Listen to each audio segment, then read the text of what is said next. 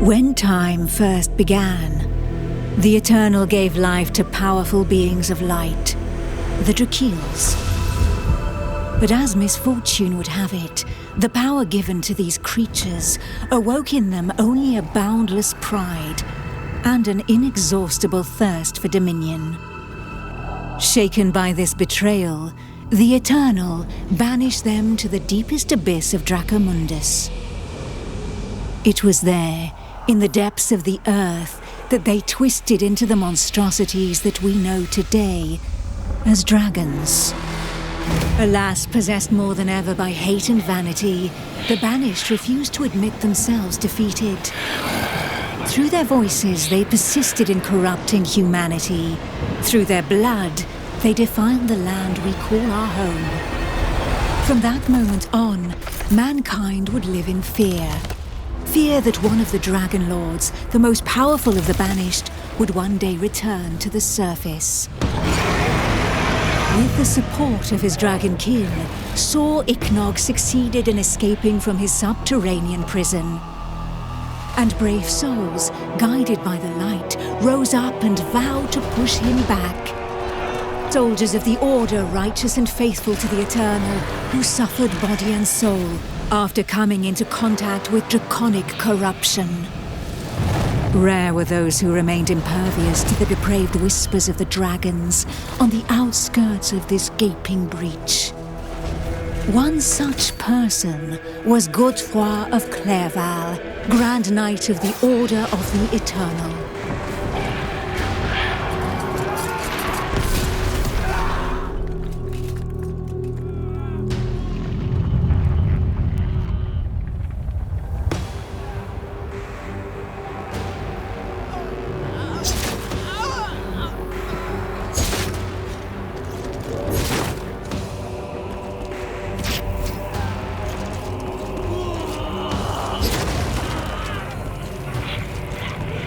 The voice of the Dragon Lord blighted people's spirits and petrified their bodies, instilling terror and madness into those who heard it. Never before had a breach so vast been rent between the two worlds.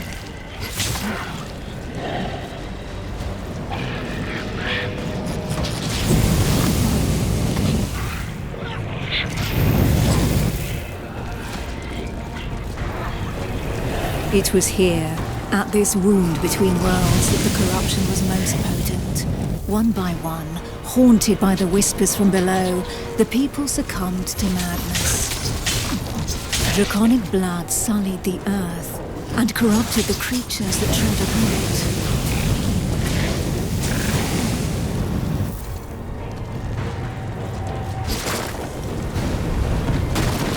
Pitiful in their wretchedness, and too weak to resist the command of their new masters, they drank the blood of the dragon and gave in to depravity.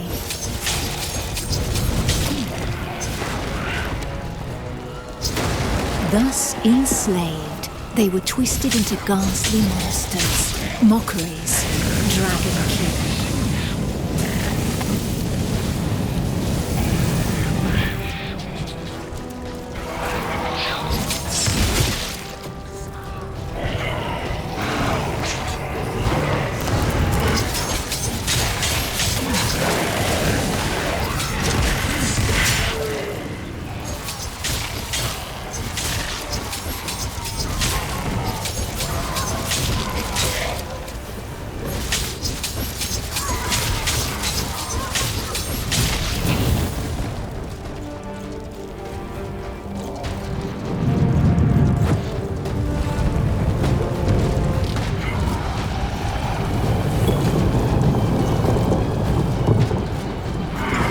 Men, women, children, animals, for as many slaves as there were devoted to their cruel masters, just as many grotesque monsters blindly obeyed any order given to them by their Dragon Lord.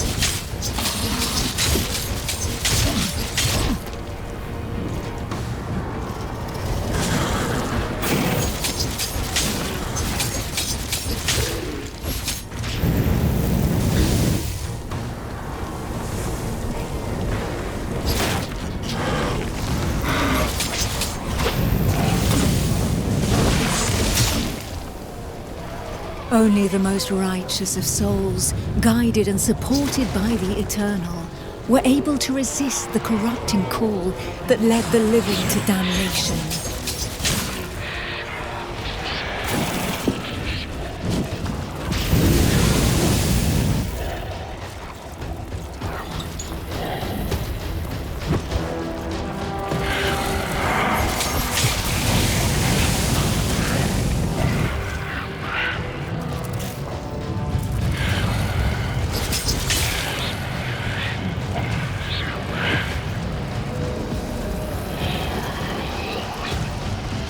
These righteous few bore the feeble flame of man through the darkest shadow, and though it flickered, it would not be extinguished.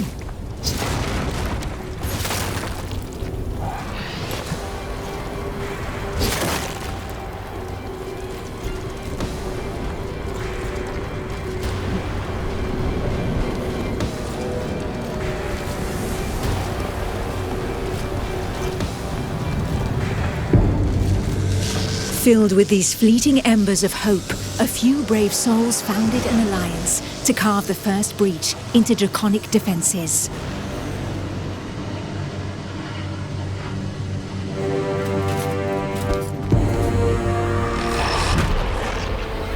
Here, the Dragonkin's power was strong. It fused our world with that of the Banished.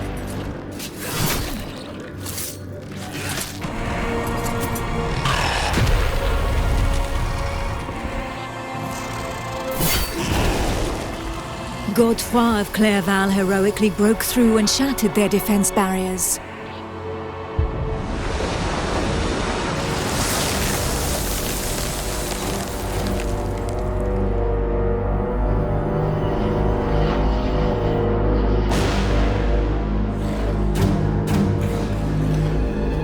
This act of bravery, a feat of the righteous alliance of men, allowed me to lend aid to the Knights of the Order of the Eternal.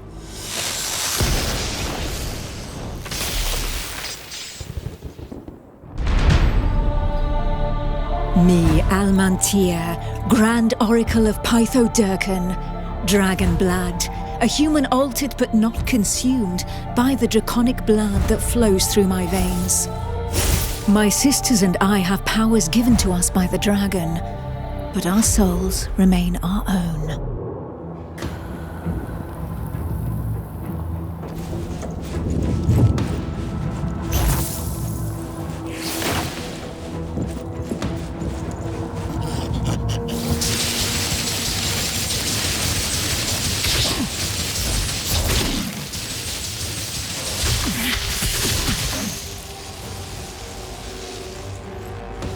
Neither dragonkin nor entirely human, and afforded extraordinary abilities by our forebearers.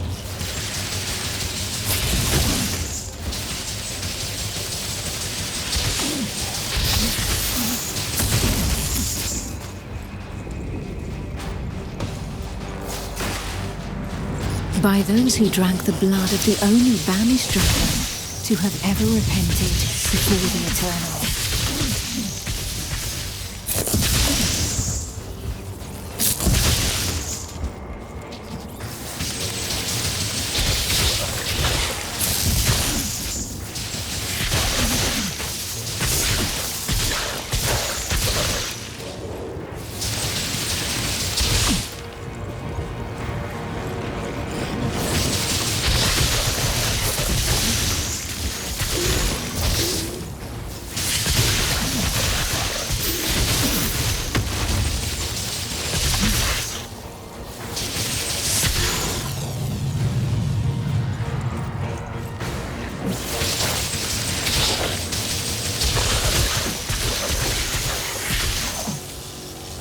These few drops of draconic blood connected our thoughts to those of the dragons.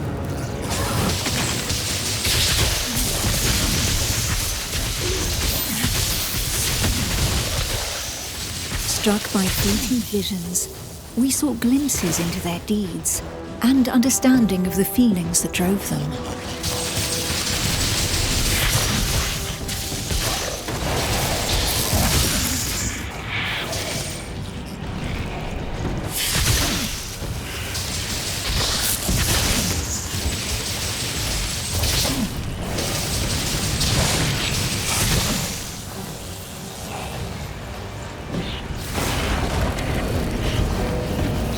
With that understanding came a vulnerability.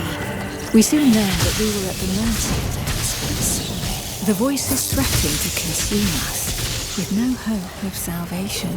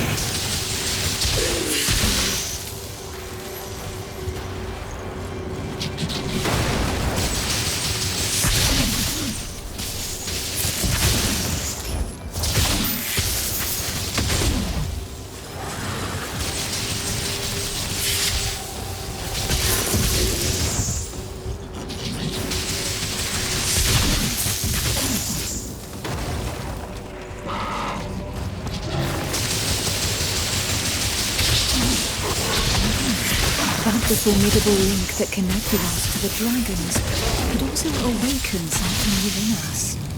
We lived strong in the certainty that the Eternal had pardoned us for the draconic corruption in our veins.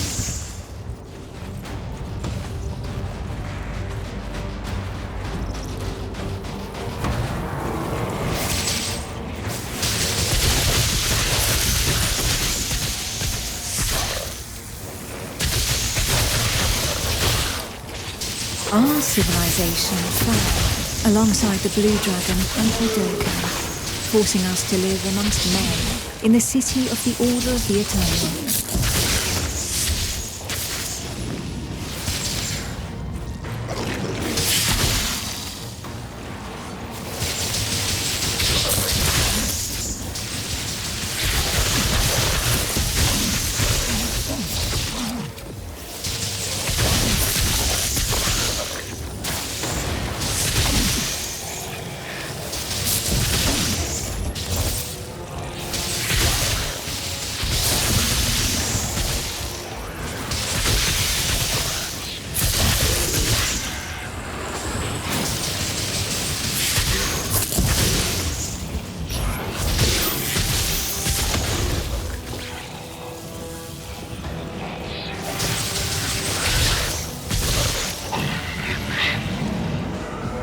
Closer to the breach made by Sir Ichnog, Godefroy, fighting fire with fire, confronted the draconic hordes.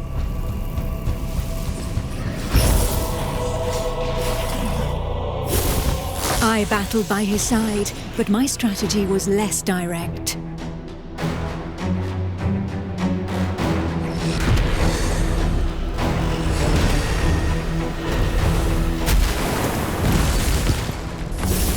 My draconic power allowed me to open up a passageway for the men of Nurogard, all of them prepared to make the ultimate sacrifice to save what remained of humanity.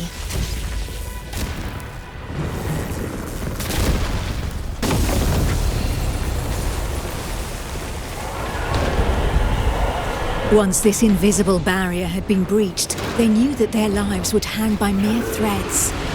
But these warriors from the north cared little for the uncertainties of our plan. A hero's death in the heat of battle with their enemy was the greatest honor that could befall them.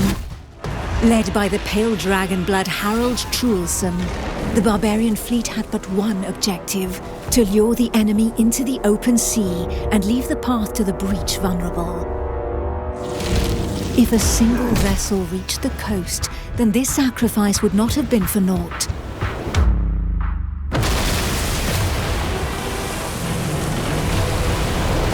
Harold Truelson reached the hostile shore and avenged those fallen from the Toriel clan.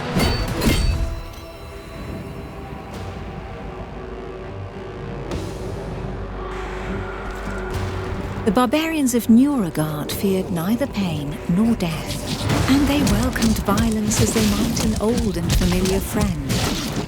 Truelson knew this friend better than most. His existence thus far had been one of suffering, of hardening his resolve, and of preparing to endure the worst of torments, without losing the one thing of value every warrior of his clan held dear: his soul. While the Knights of the Order of the Eternal had always been forbidden from making use of dragon's blood, the warriors from the north, staying true to their values, had taken this risk.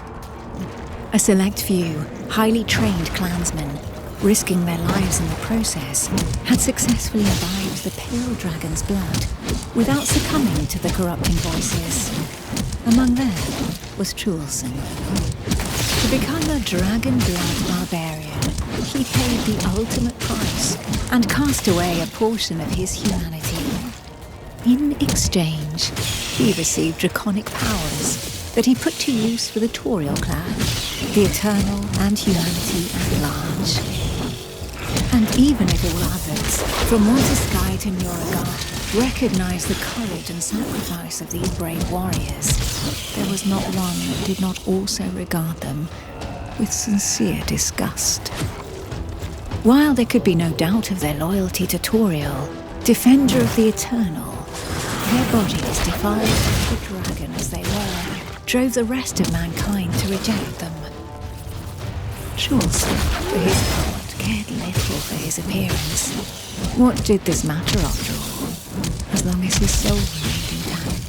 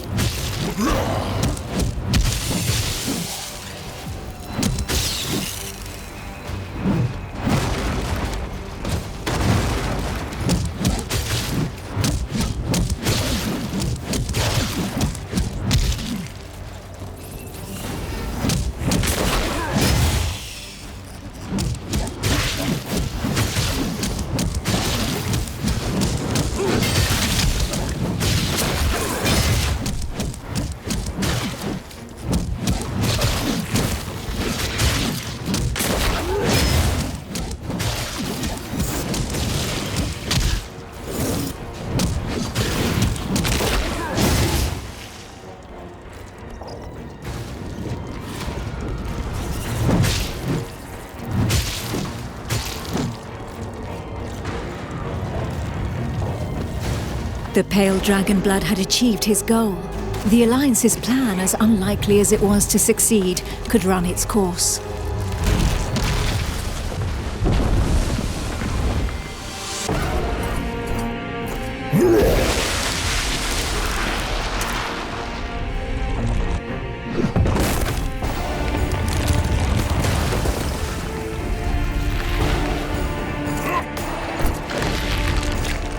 The Barbarian waited for the signal that would tell him where to carve a bloody path through enemy defenses and lure the dragons far away from the breach.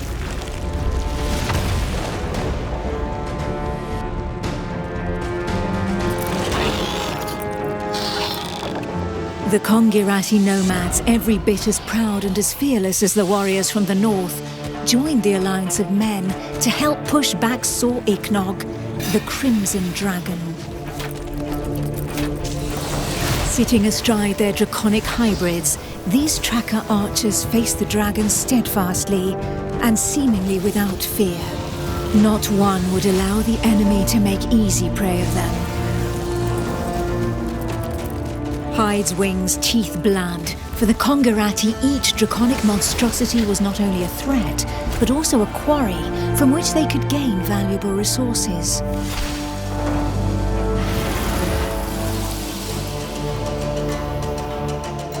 And where others had begged and prayed for divine salvation, these nomads made full use of anything the earth and providence offered them in order to survive.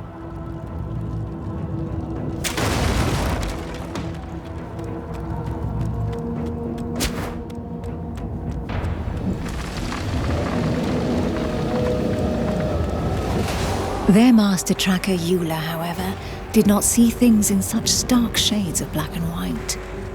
Of all those who made up their number, she was the first to recognize the value of this eternal light.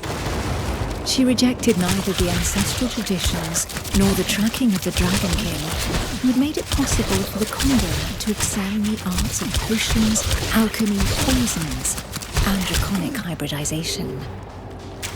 How long would her people be able to continue traveling freely if the corruption were to poison the entire world? It was for this reason that she joined the Alliance of Men.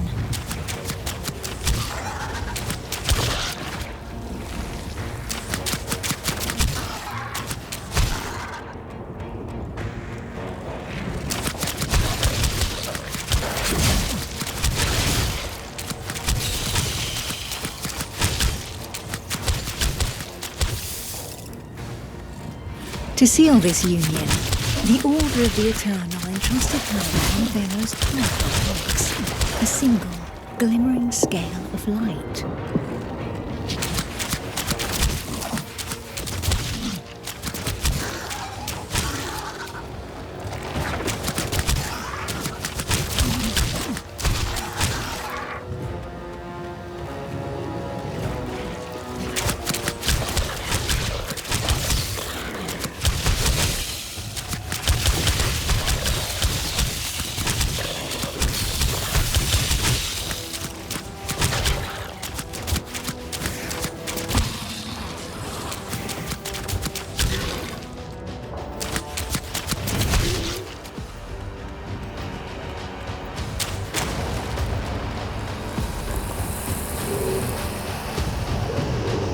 If the legends are to be believed, this scale had been pried from the hide of one of the draconics in the heat of battle, back when these beams of light had pushed back the banished dragon lords that ventured too close to the surface.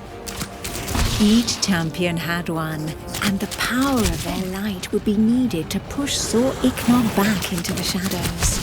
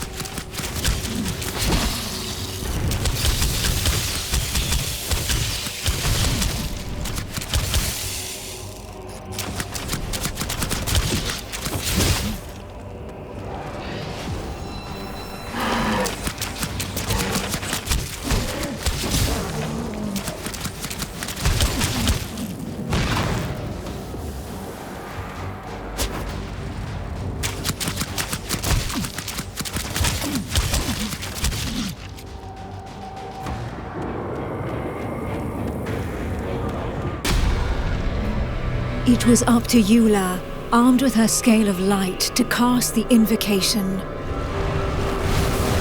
She would then know whether she had been right to put her trust in the Order and in joining the Alliance.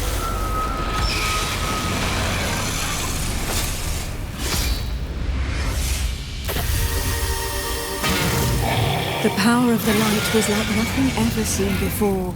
We heard the Dragon Lord howl into our minds, racked with pain and rage.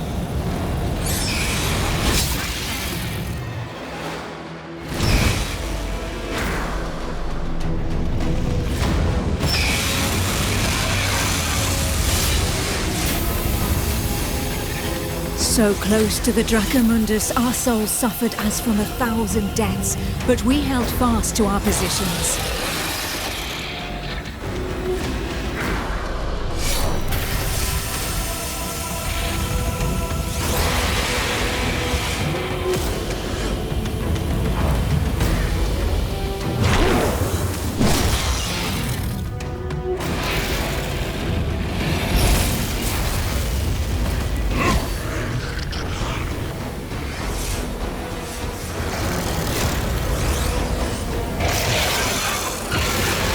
Inch by inch, the divine light pushed the corruption back into the breach. And it was thus that the Banished Lord saw Ichnog disappeared once more into the shadows, where he would suffer eternal retribution.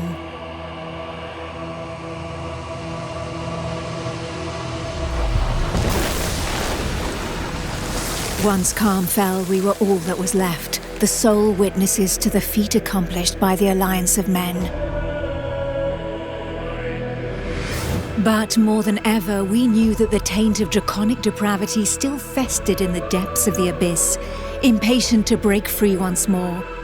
Thus, from the union of men and their allies that stood together in the face of the draconic threat, an elite corps was established within the Order of the Eternal, the Dragon Hunters.